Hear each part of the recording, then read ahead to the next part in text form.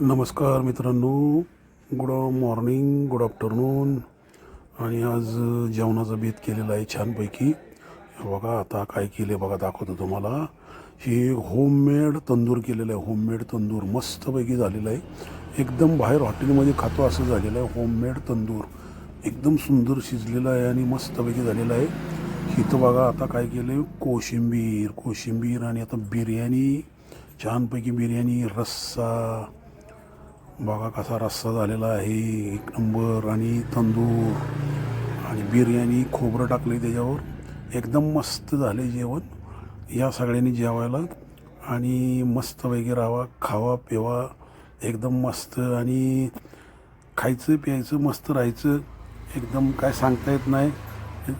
आणि सकाळचं जेवायचं दिवसभर, संध्याकाळी काही खायचं नाही, निवांत राहायचं, मोकळं आणि मस्त राहायचं. कधी काय सांगता येत नाही.